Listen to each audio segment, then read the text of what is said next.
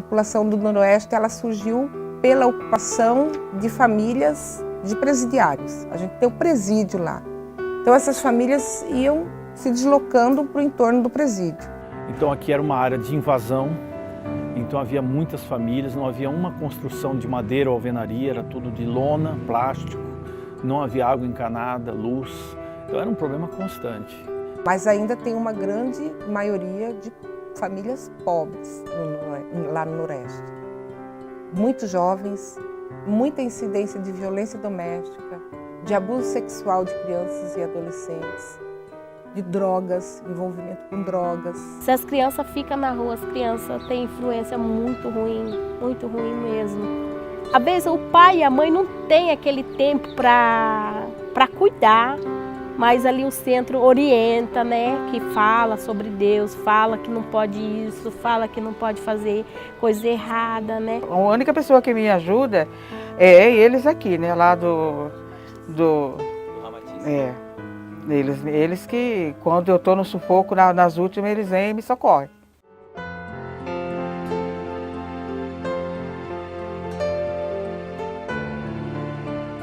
A situação era a ocupação, né? É o que a gente fala de ocupação desordenada. Era favela, né? O IBGE trata como ocupação irregular, né? Mas popularmente a gente chama isso de favela. Então, da entrada do bairro, da BR, era mato e barraco. Barraco mesmo, chão batido, era pedaço de madeira, pedaço de papelão. Quando chovia, chovia dentro das casas, dos barracos. Muita pobreza mesmo, né? E as pessoas começaram a invadir aquele local. E a gente veio morar aqui por causa que a gente estava sem moradia. E a gente invadiu uns terrenos aqui no Noroeste, e fizemos nossa casa. Inicialmente eram uns barraquinhos, era tudo barraquinho, tudo de lona. E eu com filha pequena, né, tinha que ter o meu cantinho para ter um amparo para minha filha. Até que chegou uma certa ordem de despejo para mim, que era para me sair do terreno onde eu morava. Aí eu tive que sair de lá, tinha data certa, né, tinha 30 dias para desocupar o terreno. E eu desocupei e vim morar agora aqui, nesse local, que o dono me cedeu, né? Na verdade, eu cuido para ele e ele não me cobra nada por morar, nem um aluguel, nem nada. Mas ainda persiste a ocupação irregular. Já tem ali 3 aglomerados, 4 na verdade, que eu conheço, tem 4 aglomerados de favelas. Dona Olga, a senhora mora aqui quanto tempo? Já vai para 6 anos. Aqui. Aqui. E por que a senhora veio morar nessa região? Porque eu não tenho para onde ir, eu não tenho como pagar aluguel, eu não tenho salário, eu não tenho aposentadoria, eu não tenho nada. Então eu tenho que ficar aqui porque não tem outro lugar para mim ir. Aqui você mora com rato, com cobra, com escorpião. Aqui até tamanduá aparece aqui. Tudo tem, lacraia, tudo tem aqui. Então você tem que organizar, trazer limpo, porque senão... E aí, quando chove, você fica com medo. Né? Meu Deus do céu, vem um temporal de madrugada, será que vão levar o telhado? O que a gente faz? Tem que ficar aqui, não tem outro lugar. E eu não tenho outro lugar para ir, porque eu não tenho como pagar, então eu tenho que ficar aqui. A questão social do Brasil, a questão de pobreza, ela é estrutural. Então, a política pública faz uma parte, mas não consegue fazer tudo. Isso é uma realidade tanto no bairro Noroeste como em qualquer outra parte do Brasil. Tem muita gente que tem Vale Renda, Bolsa Família, que são programas de benefícios sociais, transferência de renda, mas aí você tem um lado que o benefício é pouco, né? Cerca de 100, 170 reais, 200 reais é pouco para uma família. Hoje, a senhora tem...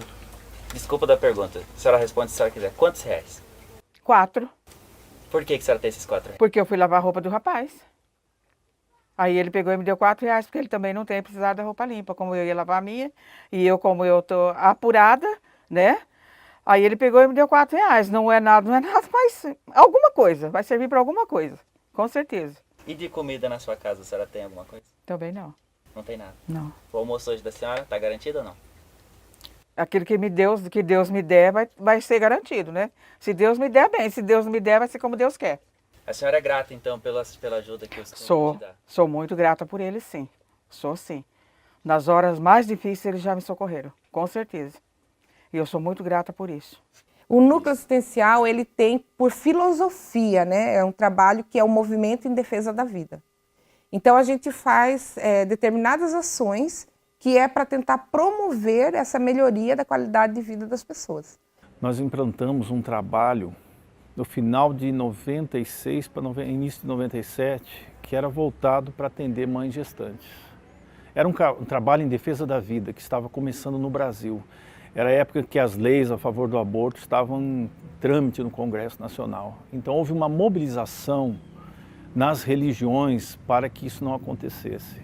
E nós tomamos uma iniciativa, junto a outros grupos aqui em Campo Grande, no estado, de trabalhar em defesa da vida. Como nós constatamos uma situação aqui, que era muito triste, porque nós falávamos sobre a questão contra o aborto e encontrávamos a realidade das mulheres que não tinham condições de sustentar os próprios filhos e manter uma gravidez. Porque aqui a situação de miséria era muito grande, muita vulnerabilidade. Entre todos os bairros, um dos piores era aqui. Houve muita dificuldade aqui pela situação de miséria e abandono que essas pessoas viviam aqui. E muitas vezes eu chorava, sabia? Porque como pessoa, aquilo lá toca muita gente. Você vê uma mãe chegar com 2, 3, 5 filhos e falar para você que não tem o que comer, ou que é soro ou HIV positivo, ou que está com câncer de colo de útero. Aí você olha aquelas crianças pequenas e fala, meu Deus, qual é a perspectiva de vida, né, dessas pessoas? Então, a maior dificuldade para todos nós do núcleo é ver a realidade que eles moram, de total pobreza mesmo. Então, como havia a questão de desemprego, miséria, a primeira coisa que nós fizemos foi trazer a parte de alimentação para cá. O que seria isso? Nós não tínhamos sede, então era cedido um local. Uma dessas casas cedia o terreno ali do lado, debaixo de uma árvore, na varanda, no quintal deles, para a gente fazer. O que nós fazíamos era trazer os tambores de sopa, que eram preparados na casa de voluntários, e aí nós trazíamos e distribuíamos depois das palestras. Nós ganhamos os lotes, ficamos um tempo na tentativa de construir, melhorar isso aqui aos poucos, e aí a sede começou a sair realmente no ano de 2005 para 2006. A questão financeira, a questão material, ela dificulta muitas vezes, mas não totalmente. Nós sempre nos preocupamos em fazer o trabalho. A questão financeira veio com o tempo. Então nós fizemos vários eventos, almoços, chás beneficentes, uma série de coisas para arrecadar recursos, para continuar, priorizar o trabalho e depois o que sobrasse a gente jogava para a questão da construção.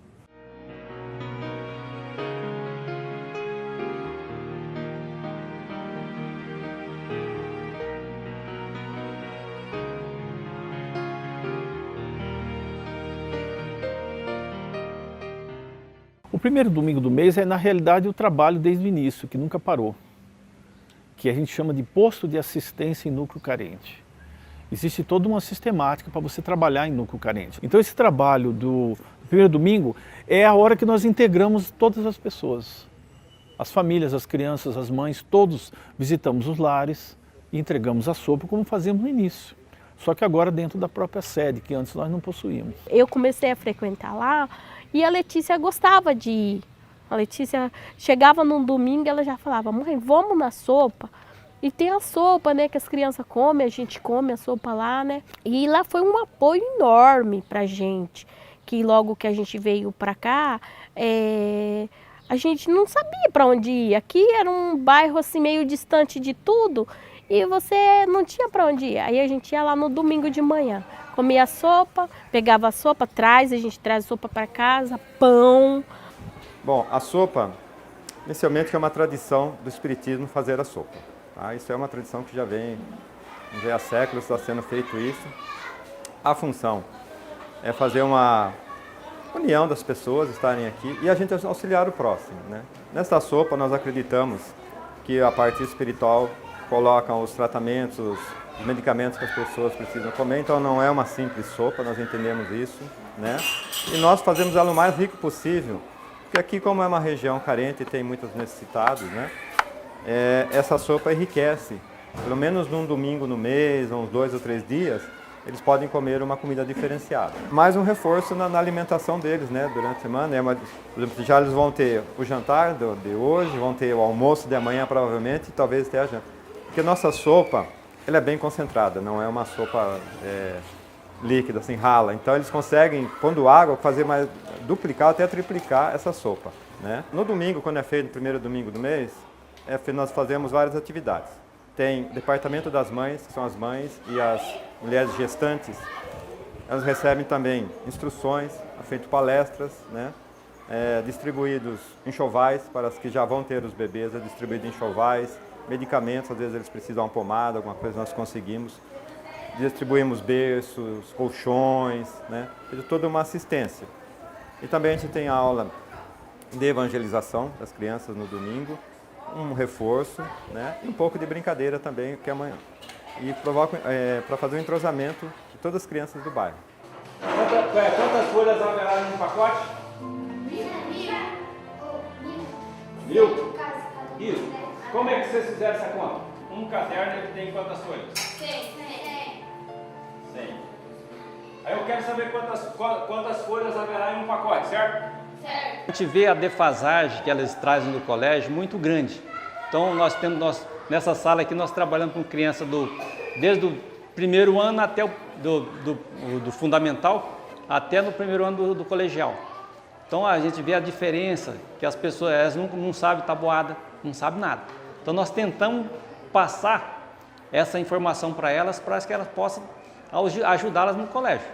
E também tem o lado mais humano, né? Que é a parte da entrosamento das crianças, passar um pouquinho da evangelização de Deus, para que possa agregar mais valor à vida delas. Tá. Bom.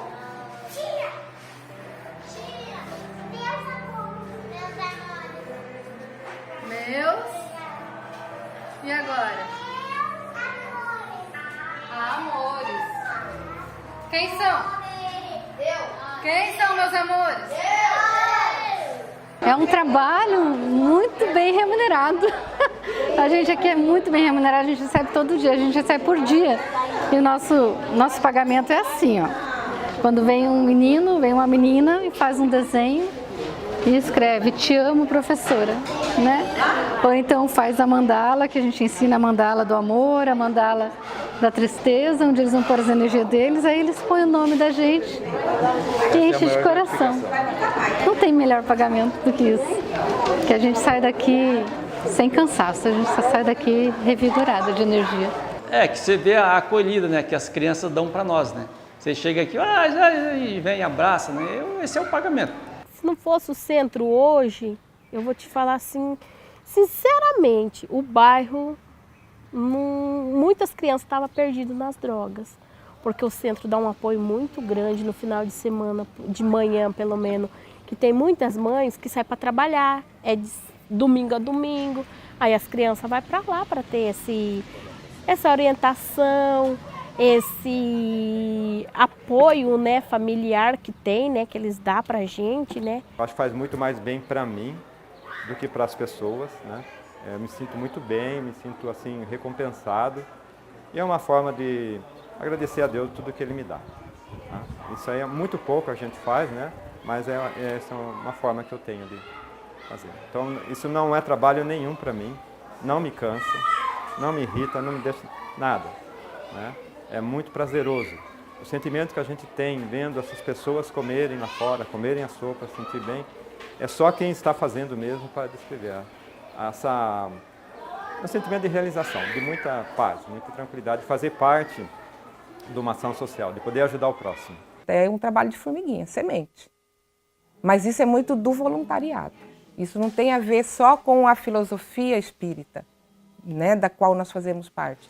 Isso tem a ver, as pessoas que estão lá estão porque realmente já conseguiram desenvolver essa perspectiva de responsabilidade social, que a gente tem que fazer alguma coisa pela sociedade, né?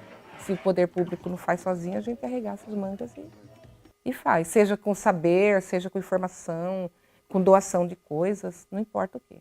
Quando dá certo, eles me trazem uma cesta, né, ou algum remédio, né? Esses dias eles vieram aqui e me deram remédio, compraram remédio para dor, que eu estava com muita dor, eles me deram. Compraram e me deram remédio. Nas horas mais difíceis eles já me socorreram, com certeza. E eu sou muito grata por isso. Sonho é ter minha casa. Esse é o meu sonho, ter se eu, pelo menos uma casa para mim, não me interessa como esteja. Se eu tivesse, tá? A gente é que melhora as coisas, né? Tem, meu filho, tem um sonho sim. Eu tenho. De ter saúde e viver dos meus próprios braços, sabe? E ter um canto para mim ficar debaixo. É só isso. Sentir a dor das pessoas como se fosse minha. Isso é mais difícil. Às vezes eu me emociono porque eu não posso fazer mais. Eu acho que essa é a minha maior luta, minha maior dificuldade pessoal. É ver a miséria, é ver o sofrimento de uma criança que não tem estudo, que não tem um pai por perto, que não tenha o mínimo que a gente teve para chegar até esse nível onde nós chegamos. Eu acho que a minha maior dificuldade, meu maior sofrimento é não poder fazer melhor, é não poder fazer mais. Até hoje é algo que me cobra, eu me cobro muito pessoalmente, todas as vezes. Essa é uma tarefa pela qual a gente assume e se compromete com a vida em relação a isso. O maior beneficiado não foram as pessoas aqui, fomos nós. Fomos nós que aprendemos com eles.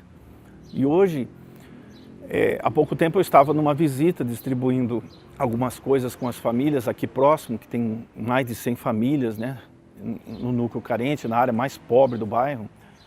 E ali eu comentei com as pessoas, aí que está a nossa família são eles.